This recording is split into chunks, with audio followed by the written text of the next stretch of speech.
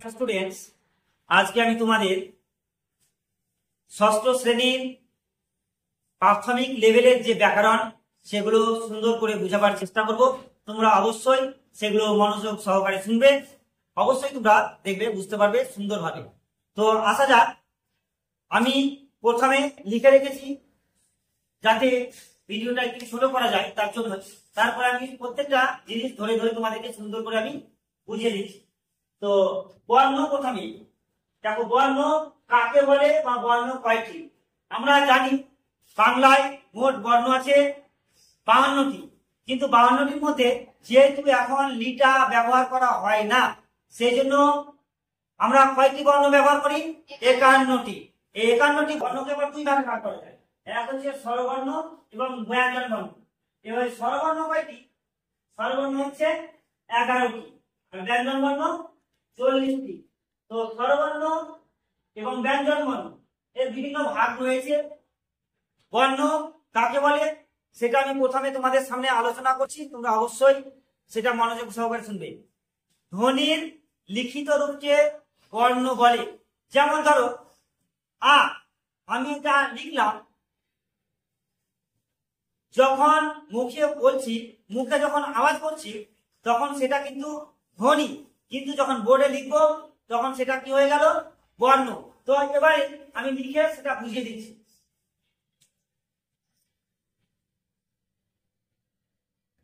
ধ্বনির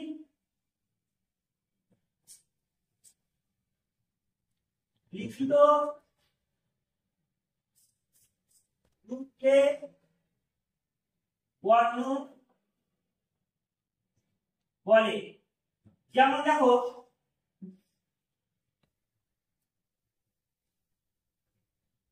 ক, ক,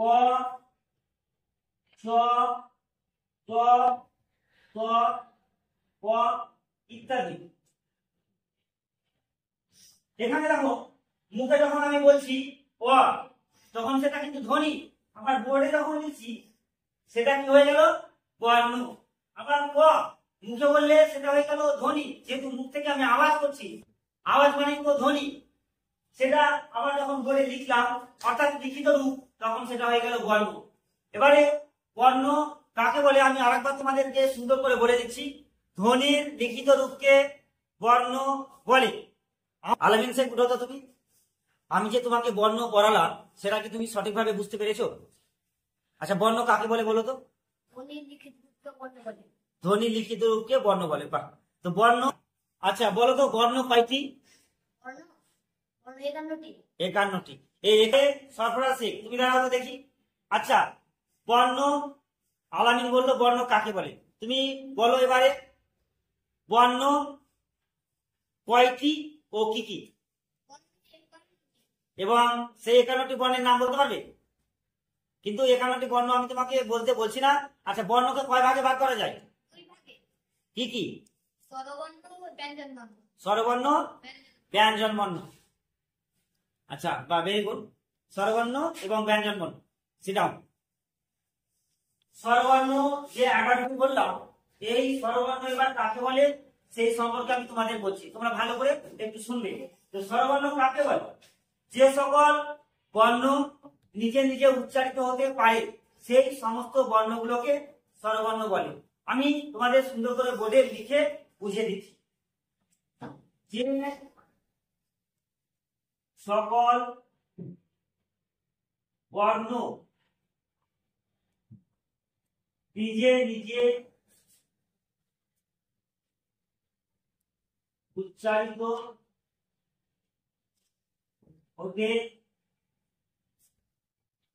পারে সেই সকল বর্ণগুলোকে কি বলে? স্বরবর্ণ বলে। স্বরবর্ণ বলে। স্বরবর্ণ আমরা জানি যে 11টি।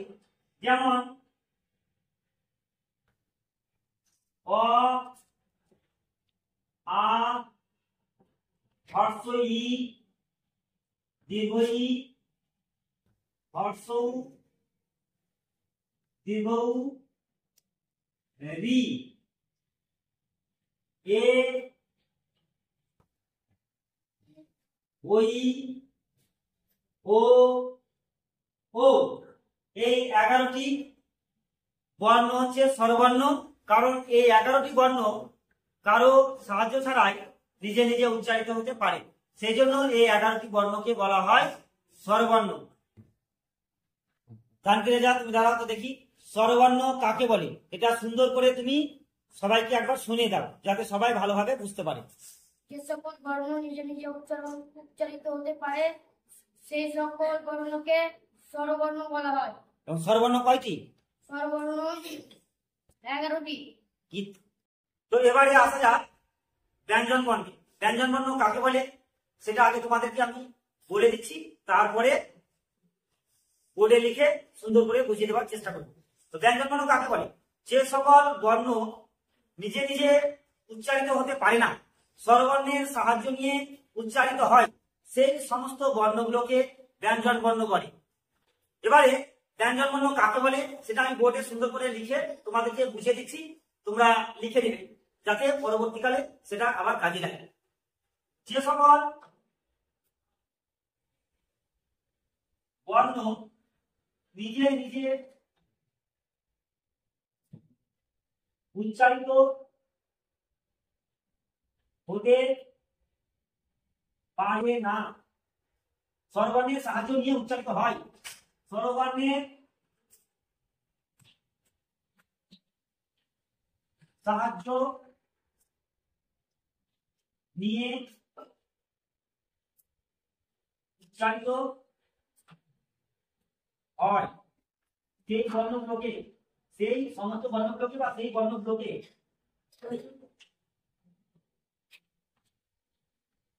ব্যঞ্জন বর্ণ বলে। তোমাদের প্রথমে বুঝিয়ে দিয়েছি আমি, যেমন গোয়া থেকে চন্দ্রবিন্দু চাঁদ পর্যন্ত এই সমস্ত এখানে কয়েকটি বর্ণ আছে? গোয়া থেকে চন্দ্রবিন্দু চাঁদ পর্যন্ত 40টি। এই 40টি বর্ণই হচ্ছে ব্যঞ্জন বর্ণ। আশা করছি সবাই বুঝতে পেরেছো, কারণ এই ব্যঞ্জন বর্ণগুলো উচ্চারণ করার সময় প্রত্যেকটা ক্ষেত্রেই স্বরবর্ণের সাহায্য নিতে হয়, তাই এগুলো হচ্ছে ব্যঞ্জন বর্ণ। এরা নিজে নিজে কখনোই উচ্চারিত হতে পারবে না স্বরবর্ণের সাহায্য ছাড়া। এবারে হর্ষস্বর সম্পর্কে আমি তোমাদের সামনে আলোচনা করবো, তোমরা সেটাও সুন্দর করে শুনবে। দেখো, হর্ষস্বর কাকে বলে? যে সমস্ত স্বরগুলো উচ্চারণ করতে অপেক্ষাকৃত কম সময় লাগে, সেই সমস্ত স্বরগুলোকে বলা হয় হর্ষস্বর। যেমন অ, হর্ষ ই, হর্ষ উ আর রি, এই 4টি বর্ণ হচ্ছে হর্ষস্বর। আমি এগুলো লিখে দিচ্ছি। অ, হর্ষ ই, হর্ষ উ, রি, এই 4টি বর্ণ হচ্ছে হর্ষস্বর, কারণ এই 4টি বর্ণ উচ্চারণ করতে অপেক্ষাকৃত কম সময় লাগে, সেই জন্য এই 4টি বর্ণকে বলা হয় হর্ষস্বর। তো আমি এটা লিখে দিচ্ছি বলে হর্ষস্বর কাকে বলে।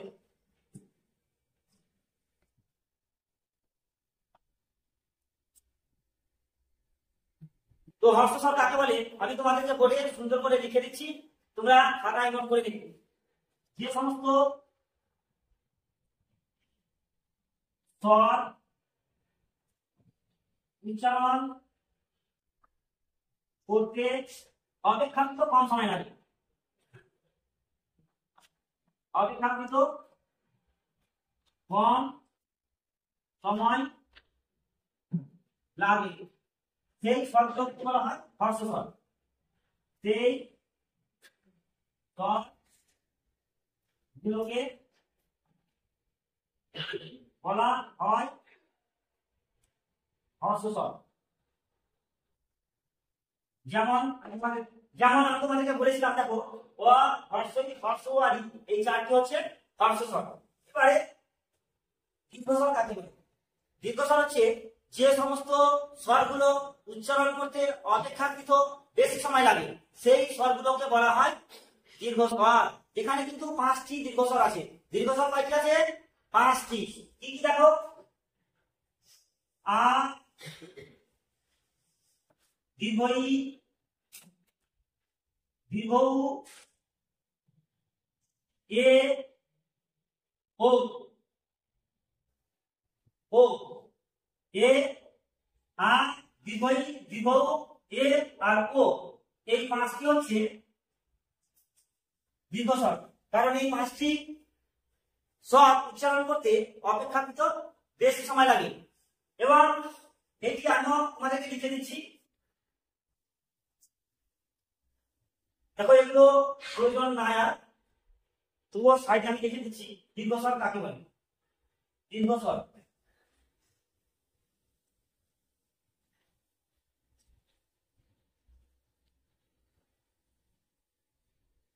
যে সমস্ত বর্ণগুলো উচ্চারণ করতে অপেক্ষাকৃত বেশি সময় লাগে, তাই তো?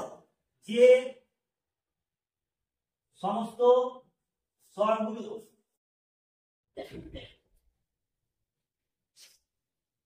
উচ্চারণ করতে অপেক্ষাকৃত বেশি সময় লাগে, সেই স্বরগুলোকে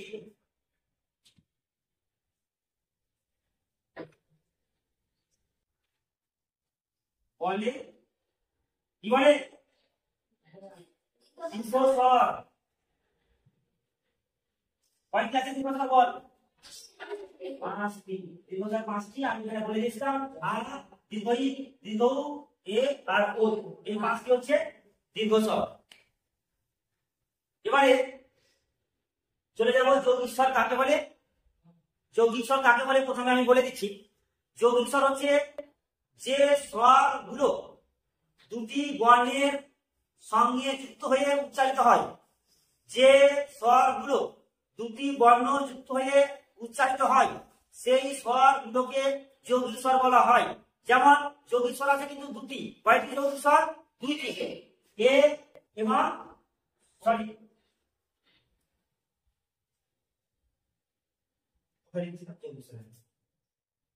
যৌগিক স্বর ওই, ও, এই দুটো হচ্ছে যৌগিক স্বর। এটা হচ্ছে ওইটা কি? ও যুক্ত হর্ষ ই সমান ওই, আর ওটা ও যুক্ত হর্ষ উ, এই দুটো মিলে হচ্ছে ও। তাহলে এই দুটো হচ্ছে যৌগিক স্বর। এই দুটো হচ্ছে যৌগিক স্বর। যৌগিক স্বর কাকে বলে আমি আরেকবার বলে দিচ্ছি। যে স্বর দুটো উচ্চারণ করার সময় দুটো বর্ণ মিলিত হয়ে উচ্চারিত হয় সেই বর্ণ দুটিকে বলা হয় যৌগিক স্বর। এখানে ওইটা হয়েছে ও এবং হর্ষ ই, আর ওটা হয়েছে ও এবং হর্ষ উ, এই দুটো যুক্ত হয়ে হয়েছে ও, আর এই দুটো যুক্ত হয়ে হয়েছে ওই। অতএব আশা করছি তোমরা যৌগিক স্বর সম্পর্কে যথেষ্ট বুঝতে পেরেছো। এবারে যৌগিক স্বর কাকে বলে এটা আমি বোর্ডে লিখে দিচ্ছি, এগুলো লিখে দিচ্ছি। যৌগিক স্বর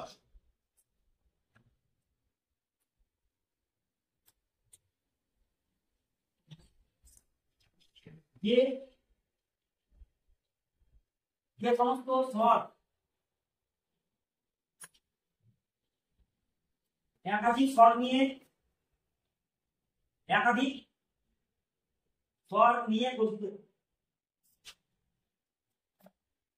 গঠিত হয় তাকে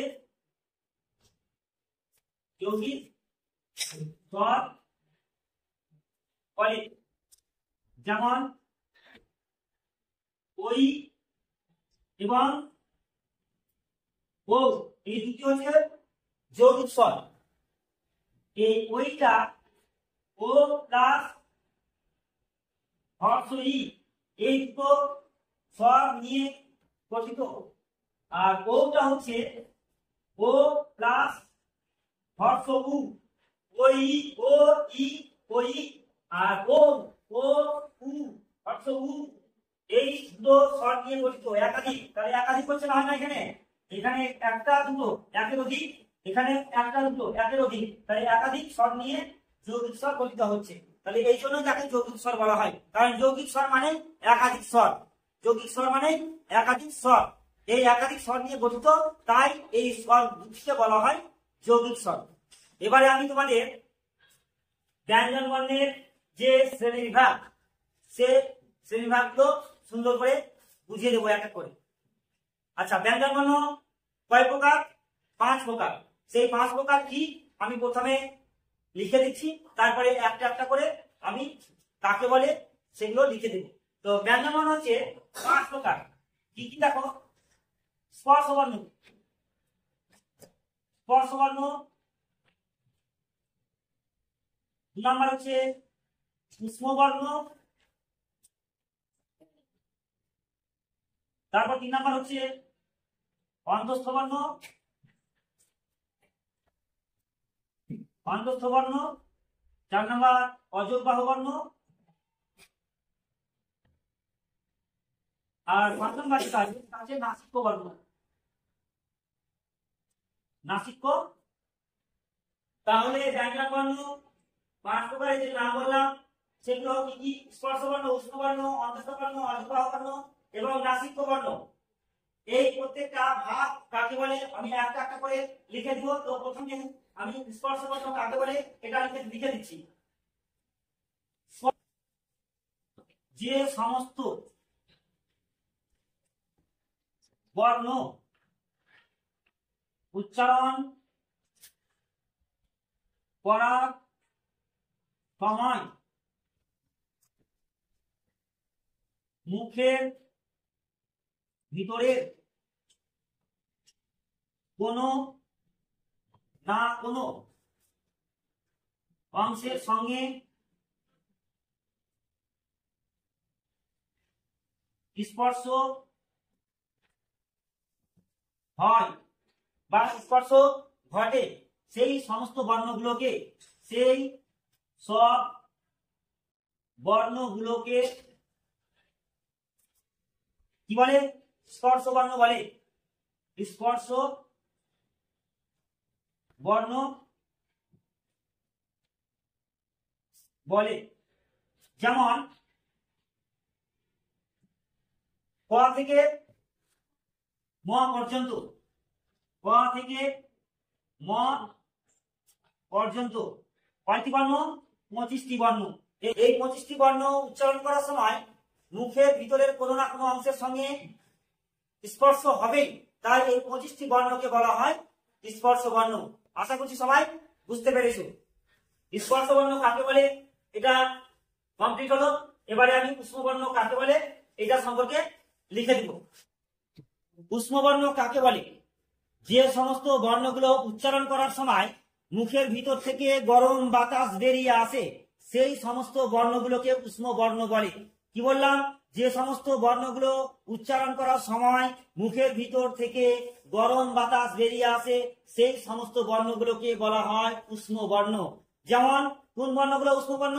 তালবিস্ব, মধ্যাহ্নস্ব, দন্তেস্ব এবং হ, এই 4টি বর্ণকে কিন্তু উষ্ম বর্ণ বলা হয়, কারণ এই 4টি বর্ণ উচ্চারণ করার সময় মুখে হাত দিয়ে দেখবে যে গরম বাতাস বেরিয়ে আসছে, সেই জন্য এই 4টি বর্ণকে উষ্ম বর্ণ বলা হয়। এবার আমি বোর্ডে লিখে দেখাচ্ছি সেটা, বা বোর্ডে লিখে দিচ্ছি।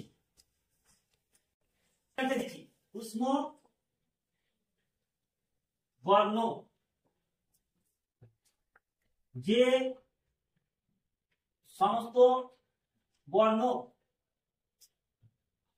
উচ্চারণ করার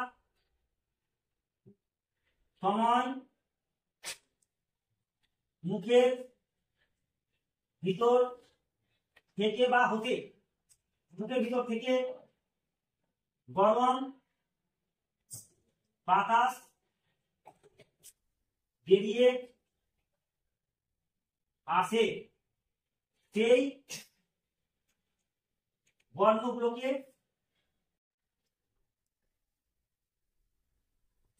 উষ্ম বর্ণ বলে। যেমন তালবিস্ব, মধ্যাহ্নস্ব, দন্তেস্ব, হ, এই 4টি বর্ণ কিন্তু উষ্ম বর্ণ। এভাবে যখন মুখ দিয়ে হাত দিলে মুখে এইভাবে এইভাবে মুখে যখন হাত দিলে এবং এই বর্ণগুলো উচ্চারণ করবে তালিশ মধ্যাহ্ন দন্তের হ, দেখবে হাতের তালুতে গরম বাতাস স্পর্শ হচ্ছে বা হাতের তালুতে গরম বাতাসের অনুভব হচ্ছে। সেই জন্য এই চারটি বর্ণকে বলা হয় উষ্ম বর্ণ। সবাই বুঝতে পেরেছো তো? এখানে বেরিয়ে জায়গায় রয় হস্যই হবে, এটা ডাইমেটা হস্যই হবে না, বয়টা হস্য বেরিয়ে আসে। এবারে আসা যাক অন্তস্থ বর্ণ। অন্তস্থ বর্ণ কাকে বলে? আমি এরপরে অন্তস্থ বর্ণ নিয়ে আলোচনা করছি। তো অন্তস্থ বর্ণ কাকে বলে? প্রথমে আমি বলি যে যে সমস্ত বর্ণ স্পর্শ বর্ণ এবং উষ্ম বর্ণের মাঝে অবস্থিত। কি বললাম? যে সমস্ত বর্ণ স্পর্শ বর্ণ এবং উষ্ম বর্ণের মাঝে অবস্থিত সেই সমস্ত বর্ণগুলোকে বলা হয় অন্তস্থ বর্ণ। অন্ত মানে কি? অন্ত মানে ভিতর। তাহলে কার ভিতরে আছে? স্পর্শ বর্ণ এবং উষ্ম বর্ণের মাঝে অবস্থিত, সেই জন্য এই বর্ণগুলোকে বলা হয় অন্তস্থ বর্ণ। অন্তস্থ বর্ণ আছে কিন্তু চারটি। আমি এবার লিখে তোমাদেরকে সুন্দর করে বুঝিয়ে দিচ্ছি।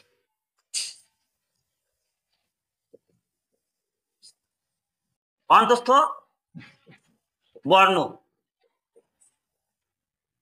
যে সমস্ত বর্ণ স্পর্শ বর্ণ ও উষ্ম বর্ণের মাঝে অবস্থিত সেই বর্ণগুলোকে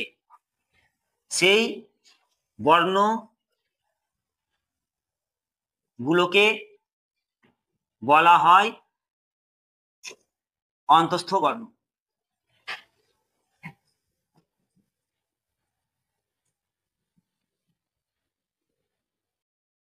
যেমন দেখো অন্তস্থ জ, র, ল, ব, এই চারটি বর্ণ হচ্ছে অন্তস্থ বর্ণ। কারণটা কি, কেন এরা অন্তস্থ বর্ণ আমি তোমাদেরকে আরো ক্লিয়ার বলে দিচ্ছি, তোমরা একটু বোর্ডের দিকে দেখবে। স্পর্শ বর্ণ কোনগুলো বলেছিলাম? স্পর্শ বলেছিলাম ক থেকে ম পর্যন্ত, ক থেকে ম পর্যন্ত। তাহলে স্পর্শ বর্ণের শেষ বর্ণ কোনটা? ম। আবার উষ্ম বর্ণ কোনগুলো বলেছিলাম? তালবিশ, মধ্যাহ্ন, দন্তের এবং হর, এই চারটি বর্ণ হচ্ছে উষ্ম বর্ণ। তাহলে উষ্ম বর্ণের প্রথম বর্ণ কোনটা? তালবিশ। তাহলে ম এবং তালবিশ এর মিডিলে কোন কোন বর্ণগুলো আছে? এই অন্তস্থ জ, র, ল, ব। অন্তস্থ জ, র, ল, ব, এই চারটি বর্ণ কিন্তু স্পর্শ বর্ণ। আর এগুলো হচ্ছে উষ্ম বর্ণ। এর মিডিলে দেখো এই চারটি আছে, এই চারটি বর্ণ হচ্ছে অন্তস্থ বর্ণ।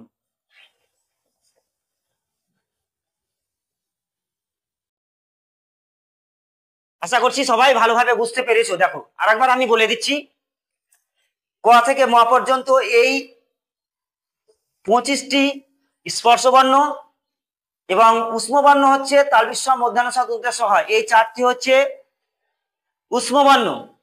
এর মধ্যে যে চারটি বর্ণ রয়েছে সেই চারটি বর্ণ হচ্ছে অন্তস্থ বর্ণ।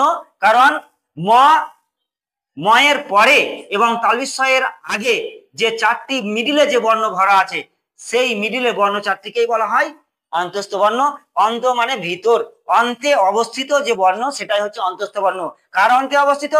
স্পর্শ বর্ণ এবং উষ্ম বর্ণের অন্তরে অবস্থিত বা মধ্যে অবস্থিত, সেই জন্য এই চারটি বর্ণকে বলা হয় অন্তস্থ বর্ণ। আশা করছি সবাই ভালোভাবে বুঝতে পেরে গেছো। এবারে নেক্সট আসা যাক, এগুলো আমি মিটিয়ে দিচ্ছি, তারপরে আমি চলে যাব এবার অযোগবাহ বর্ণ কাকে বলে।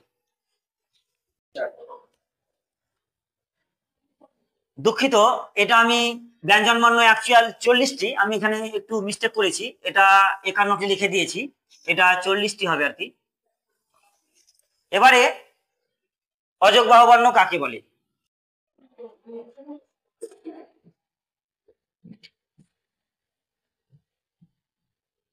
অযোগ বাহু বর্ণ। অযোগ বাহু বর্ণ খুবই সুন্দর। যে সমস্ত বর্ণ অন্য বর্ণের সঙ্গে যুক্ত হয়ে উচ্চারিত হয় সেই বর্ণগুলোকে অযোগ বাহু বর্ণ বলে। যে সব বর্ণ অন্য বর্ণের সঙ্গে যুক্ত হয়ে উচ্চারিত হয় সেই সমস্ত বর্ণগুলোকে অযোগ বাহু বর্ণ বলে। যেমন দেখো,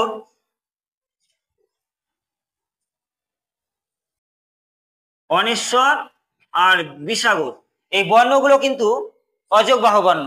কেন জানো তো? এই বর্ণগুলো অন্য বর্ণের প্রথমে কোনোদিন অন্য বর্ণের সঙ্গে যতক্ষণ না পর্যন্ত যুক্ত হচ্ছে ততক্ষণ পর্যন্ত নিজে নিজে উচ্চারিত হতে পারবে না। অযোগ বাহু বর্ণ মানে কি? অযোগ বাহু মানে যদি যোগ না হয় তাহলে কিন্তু উচ্চারিত হতে পারবে না। অযোগ বাহু যতক্ষণ না পর্যন্ত যোগ হচ্ছে কারোর সাথে ততক্ষণ পর্যন্ত বাহিত হতে পারবে না, সেই জন্য এদের নাম হচ্ছে অযোগ বাহু। যেমন এই বর্ণ দুটি কখনোই একটা শব্দের প্রথমে বসতে পারে না। যেমন আমি একটা উদাহরণ সাপোজ লিখি, মাংস। অনস্বরটা দেখো শব্দের প্রথমে কোনোদিন বসবে না, এই মিডিলে বসবে। তারপর হচ্ছে ক, এই ক এর এই বিসাগরটা কখনো প্রথম দিকে বসবে না, অর্থাৎ কারো পরে বসবে, হয় শেষেও বসতে পারে কিংবা মধ্যে বসতে পারে, প্রথমে কোনোদিন বসতে পারে না। এগুলোই হচ্ছে অযোগ বাহু। অযোগ বাহু মানে কি বললাম? কারোর সঙ্গে যুক্ত না হয়ে বাহিত হতে পারবে না, সেই জন্য এই বর্ণগুলো হচ্ছে অযোগ বাহু বর্ণ। এবারে আসা যাক নাসিক্য বর্ণ কাকে বলে। আমি এটা আর প্রয়োজন নয়, মিটিয়ে দিচ্ছি। নাসিক্য বর্ণ দেখো, বর্গের পঞ্চম বর্ণগুলোকে নাসিকার সাহায্য নিয়ে উচ্চারিত করা হয়।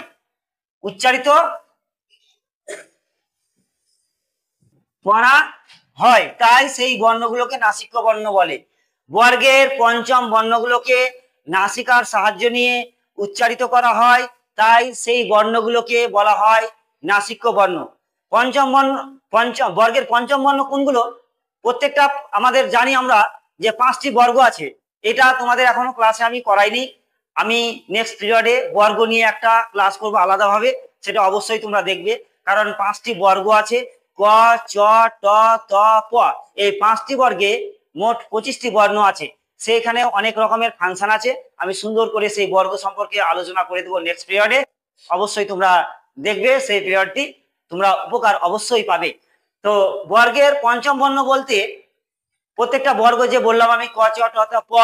ক বর্গের যেমন ইয়, ও, ম, দন্ত্যান্ন, মধ্যাহ্ন, এই 5টি বর্গ, অর্থাৎ প্রত্যেকটা বর্গের শেষের যে বর্ণগুলো রয়েছে সেই বর্ণগুলোকে বলা হয় নাসিক্য বর্ণ।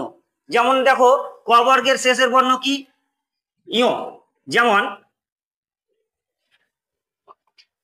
চ বর্গের উ, ট বর্গের মধ্যাহ্ন, ত বর্গের দন্ত্যান্ন, প বর্গের ম। তাহলে প্রত্যেকটা বর্গের পঞ্চম বর্ণ, এটা কিন্তু 5 নাম্বার বর্ণ, সবই 5 নাম্বার। ক 1 নাম্বার, খ 2 নাম্বার, গ 3 নাম্বার, ঘ 4 নাম্বার, ইটা হচ্ছে 5 নাম্বার। অর্থাৎ প্রত্যেকটা বর্গের 5টি বর্গের মধ্যে প্রত্যেকটা বর্গের শেষ বর্ণগুলো হচ্ছে নাসিক্য বর্ণ। আশা করছি সবাই নাসিক্য বর্ণ বুঝতে পেরেছো। আমি আরেকবার বলে দেই নাসিক্য বর্ণ কাকে বলে। যে সমস্ত বর্ণগুলো বা নাসিকার সাহায্য নিয়ে উচ্চারিত হয়, বা বর্গের পঞ্চম বর্ণগুলো নাসিকার সাহায্য নিয়ে উচ্চারিত হয়, তাই সেই বর্ণগুলোকে নাসিক্য বর্ণ বলে। অবশ্যই তোমরা আশা করছি ভালোভাবে বুঝতে পেরেছো। আমি এই ক্লাসটি খুব সুন্দরভাবে তোমাদেরকে বোঝালাম। অবশ্যই তোমরা প্রথম থেকে শেষ পর্যন্ত ক্লাসটা দেখবে। আর তোমাদের কাছে আমার একটা বিশেষ অনুরোধ, তোমরা অবশ্যই আমার এই চ্যানেলটিকে লাইক, কমেন্টস এবং সাবস্ক্রাইব করে দেবে। ধন্যবাদ।